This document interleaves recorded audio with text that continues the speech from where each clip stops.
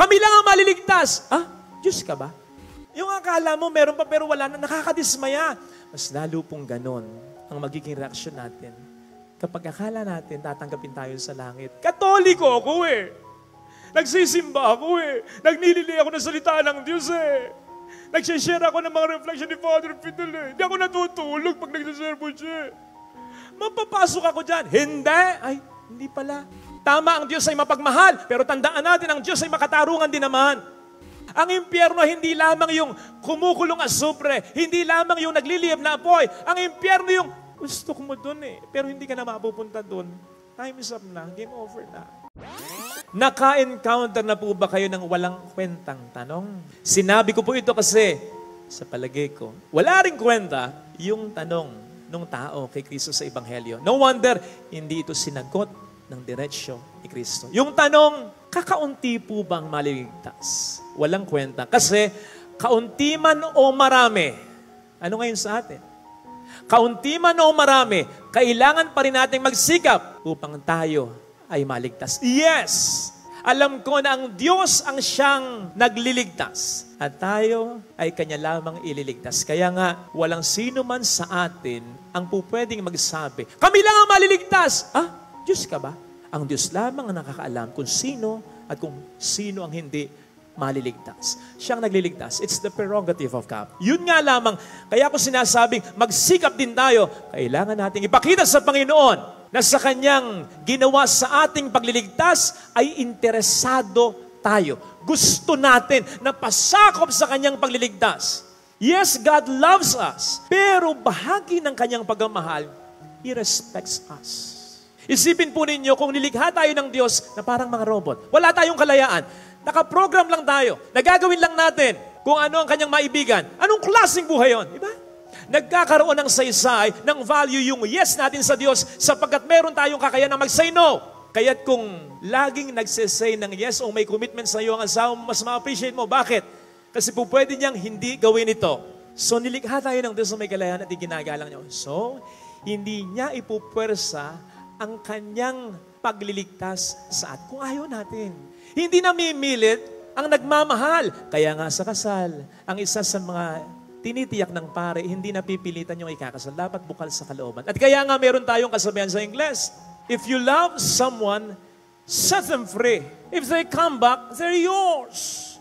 If they do not, you are never meant to be. Sa Tagalog, simple lang. Kapag mahal mo ang isang tao, palayain mo. Kapag bumalik, edi sa'yo. Pag hindi, itagay mo.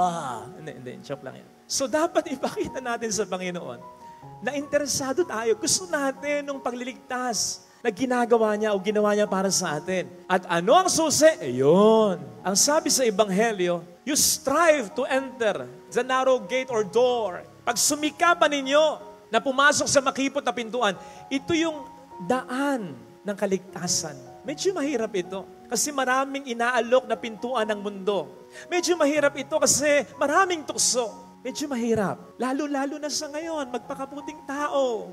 Mahirap nga namang magbigay, mas madali yung magkamal. Mahirap magpatawad, mas madali yung magtanim na lang ng galit. Mas madali yung isipin ng sarili kaysa yung iba. Kaya nga sabi ng Panginoon, you strive! Pag sumikapan ninyo, alam po ninyo kung mapapansin pa natin, yung pinanggalingan ng salitang strive dito, agonizomai. Hindi ko alam kung tama yung pronunciation ko sa Grego. Pero ang ibig sabihin daw nun, agonize. Doon ang galing yung salitang agony. Talagang dugo at pawis ang dapat tumulot sa iyo kapag ikay nagpapakabuting tao. Parang gano'n ang sinasabi noon. Pag sumikapan natin talaga na tayo ay tumahak sa landas na tinahak ni Kristo. At alam natin, magiging mahirap ito.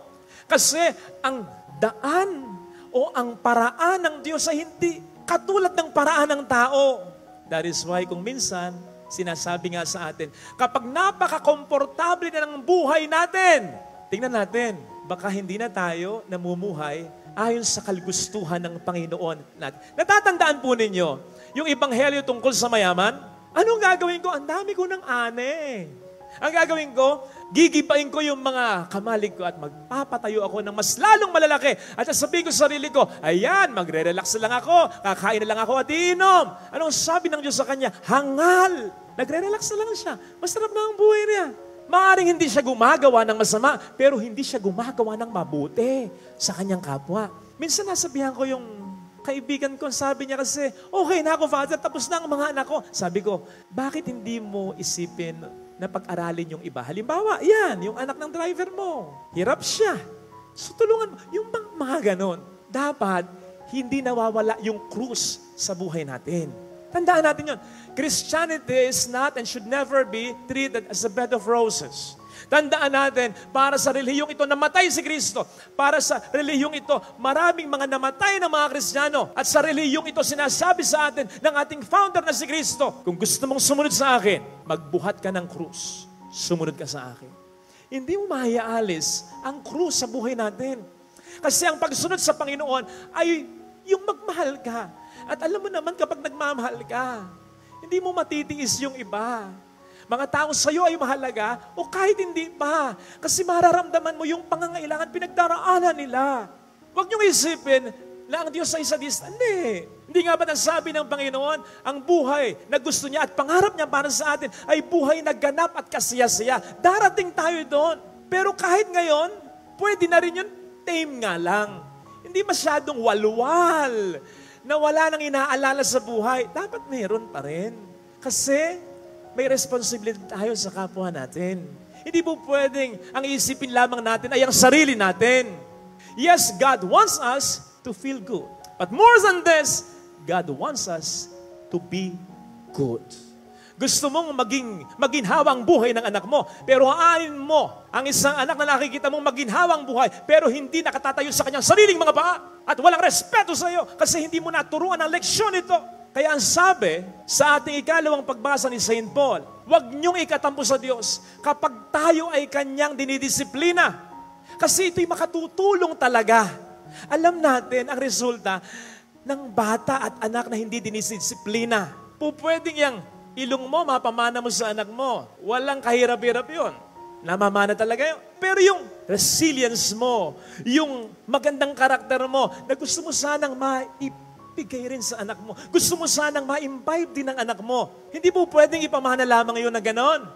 Kinakailangan, disiplinahin mo rin siya tulad ng pagdidisiplina sa iyo dati ng mga magulang mo. At kinakailangan dumaan din siya sa maraming mga pagsubok tulad ng mga pinagdaanan mo. Kaya ka ganyan ngayon sapagkat taga ka na sa panahon. Minsan mayroong akong kakilala na mountain climber. Kasi nakita ko yung mga picture niya, sayang-saya, may mga video pa, nasa tuktok sila ng bundok. Sabi ko, ilang oras? Father, araw inakyat yan. Ang sarap, Father, ng feeling. Ayun naman pala. Talagang masarap ang feeling. Pero sabi ko, bakit hindi kayo mag-ambag-ambaga na lang? Magpahatid na lang kayo sa helicopter dyan. Di ba? Yun lang pala. Mabilis pa, hindi pa buwis buhay, di ba? Pero sabi niya, Father, you're missing the point. What point?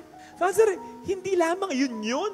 Baka nga ang mas mahalaga pa ay yung pagpunta, pag-akyat doon. Kasi habang kami umakyat, syempre nabubuo yung resilience mo, yung karakter mo, yung patience mo, yung determination mo, yung camaraderie ninyo, etc. Yun ang mas nagpapa-feel good kapag nandun na kami sa duktong ng mundo sapagkat yung suffering, yung struggle na yon did us something good. Kapatid, syempre gusto ng Diyos na mapunta tayo ng langit. Gusto niya. Gusto rin natin, di ba? Sino gusto mapunta ng langit? Taas ang kamay. Ayaw nyo? Talaga naman. Sino gusto mapunta ng langit? Taas! Ngayon na! Ba't ayaw nyo magtaas? Lord, ako rin Joke lang. Kasi alam mo, hindi ka pa handa.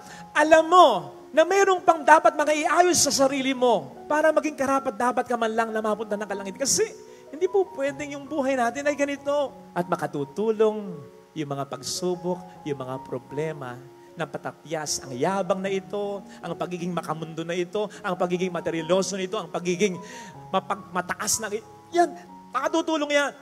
Alam po ninyo yung sermon ko ngayon, 3 gabi, walang lumalabas. Parang natatakot ako kanina pa. Parang hindi ako satisfied. Pero sabi ko, Lord, sige kung ganito.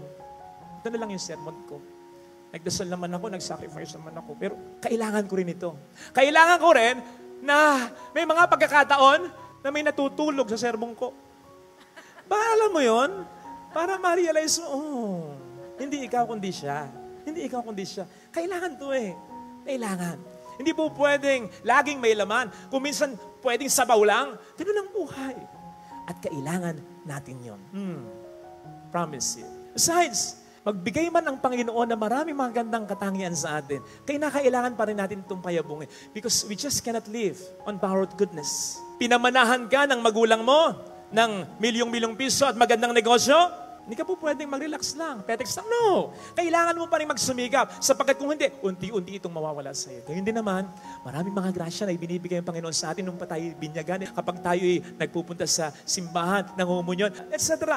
Nandyan yung mga grasya, pero hindi dapat na nandyan lang yun. Kinakailangan natin gwardyahan yun. Kinakailangan natin i-develop, i-nourish yun. Kinakailangan natin payabungin yun. Kung hindi, ito yung mawawala sa atin. Kakainin tayo ng sistema ng mundong ito. Naranasan niyo na po ba yung, akala niyo meron pa pero wala na? Akala mo meron ka pang load?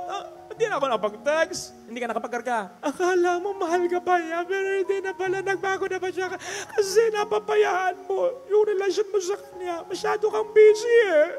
Yung akala mo meron pa pero wala na, nakakadismaya. Mas lalo pong ganon ang magiging reaksyon natin.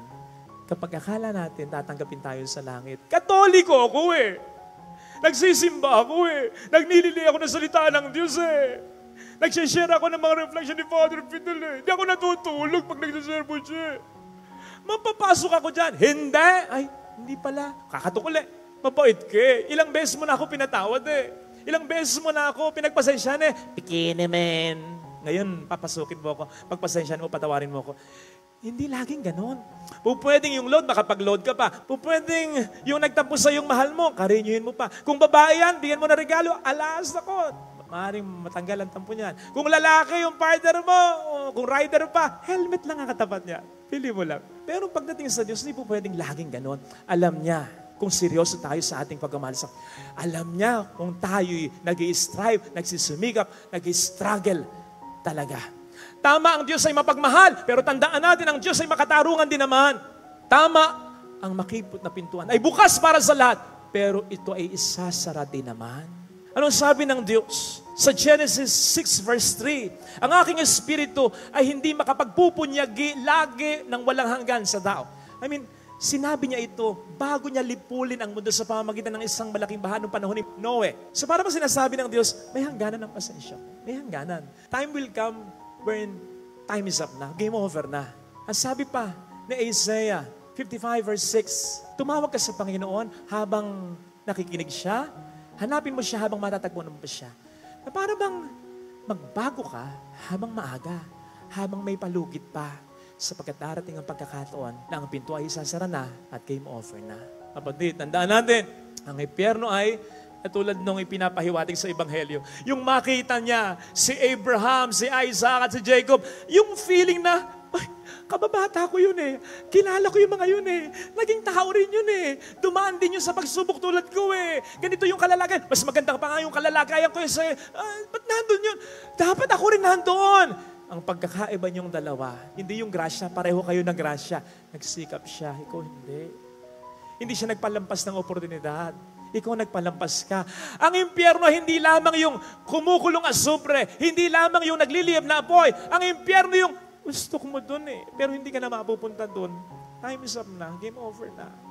Ang impyerno yung alam ko po pwede ko pang iayos yung buhay ko eh. Alam ko po pwede ko pang alagaan o suklian ang pagmamahal ng mga magulang ko eh. Alam ko po pwede pang maging magandang relasyon ko sa mga anak ko eh. Alam ko pwede ko pang gawin ito pero hindi ko ginawa. Pinalampas ko. Ayun na. Yun ang impyerno. Sa kabilang buhay, pag napunta tayo ng langit, I think, babaunan natin yung mga magandang alaala. I-reply natin yan. Reply mga magandang alaala. Yung mga ginawa mo maganda, yan. May mga magandang alaala yan. Pero pagdating sa impyerno, ang matindi, i-reply din naman natin yung mga ginawa nating masama, yung mga pagsisisi natin, dala ng mga kasama ang ginawa natin. Ang mahirap doon, wala nang paraan upang tayo ay makabawi pa. Sana magkano. Kapatid, hindi ko alam kung masyadong mabigat yung hinihingi sa atin ng Panginoon. Pero ang sinasabi sa Ebanghelyo ay magsumikap ka lang eh. Yung mag-strive ka lang eh. Tandaan natin, ang sabi sa Proverbs, kahit yung pinakamabuting tao, nagkakamali ng 7 beses. Kahit yung pinakamabuting tao, talagang magkakamali tayo eh.